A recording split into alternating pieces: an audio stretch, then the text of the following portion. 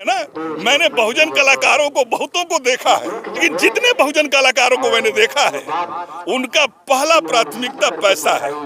पैसा इधर से आए चाहे उधर से आए, उसी के अनुसार उन्हें बदल दे। एक हमने आपने सुना होगा कि एक पगला करके थे जो शुरू में पगला थे, किशोर कुमार पगला। वो बहुजन समाज पार्टी के मिशन गीत गाया करते थे, लेकिन जब बहुजन समाज पार्टी से उनकी खटपट होती है तो वो कहीं और चले जाते हैं, जो भी है। और उधर का उन्होंने तैती करना चारण गवैये होते हैं। जिस राजा के अधीन वो गए उन्हीं का वो चारण करते, उन्हीं के अनुसार वो थीम गढ़ते हैं, गाना लेती करते, उनका मकसद है ये। नमस्कार, मेरा नाम हरेंद्र बसंत है और आप देखना शुरू कर चुके हैं जनतंत्र खबर। अभी में हमारी मौजूदगी कैमूर के एक जगदेव जी की जयंती मनाई जा रही है। यहाँ पे कार्यक्रम हो रहा है और हमारे पीछे एक इंजीनियर साहब हैं। इनका साफ तौर पे कहना है, खुले मंचों से नहीं ना कहा, कि देश के जितने भी कलाकार हैं वो समाज का बंटाधार कर दिए हैं। आइए इनसे बात करते हैं कि क्या कारण है कि ये इस तरह के खुले मंचों से स्टेटमेंट दिए हैं। सर, आज यहाँ पे कौन से उद्देश्य से कार्यक्रम किया जा रहा है? यहाँ किस उद्देश्य से कार्यक्रम किया जा रहा है इस पर तो मैं नहीं कुछ कह सकता, लेकिन जिनकी यहाँ जन्मदिन मनाया जा रहा है जगदेव बाबू का, निश्चित रूप से उन्होंने देश और समाज के विषय में गहन चिंतन किया। और उन्होंने चिंतन ही नहीं किया, उसको कार्य रूप देने के लिए जीवन पर्यंत संघर्ष करते रहे। और उन्होंने माना कि इस देश में बहुत थोड़े से लोग हैं, उनके लिए जो शासन तंत्र है वह काम कर रहा है और 90% लोगों के लिए शासन तंत्र काम नहीं कर रहा है।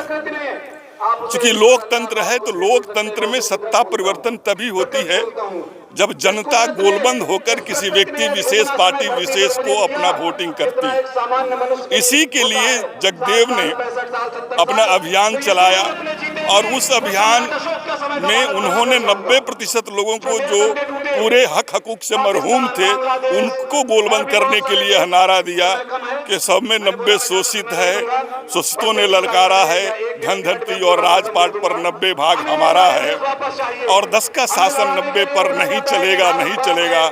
इस नारा को उन्होंने 90% लोगों को गोलबंद करने के लिए किया।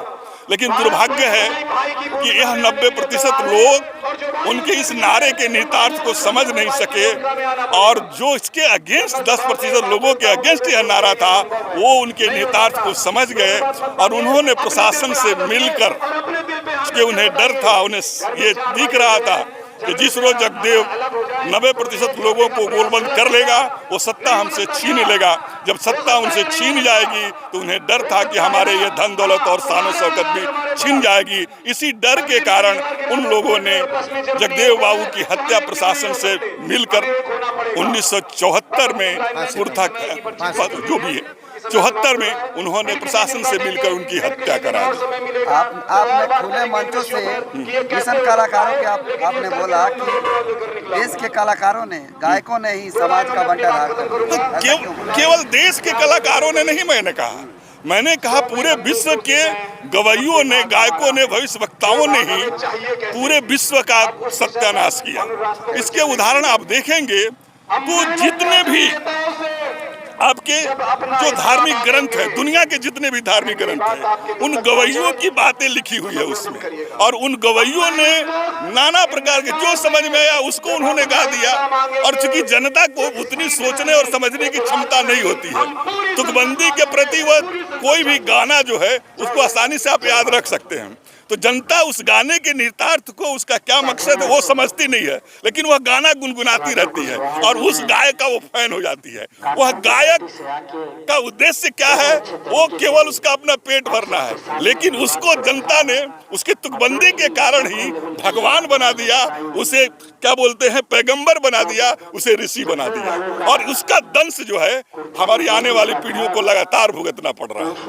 लेकिन यही देश के जो मिशन कलाकार हैं जी, बहुजन समाज को जगा रहे हैं और आप कह रहे हैं समाज की बंटाधार कर रहे हैं। जी, आप कह रहे हैं ना, मैंने बहुजन कलाकारों को बहुतों को देखा है, मैं ये नहीं कहता कि पैसा हमें नहीं चाहिए, पैसा चाहिए, लेकिन जितने बहुजन कलाकारों को मैंने देखा है उनका पहला प्राथमिकता पैसा है।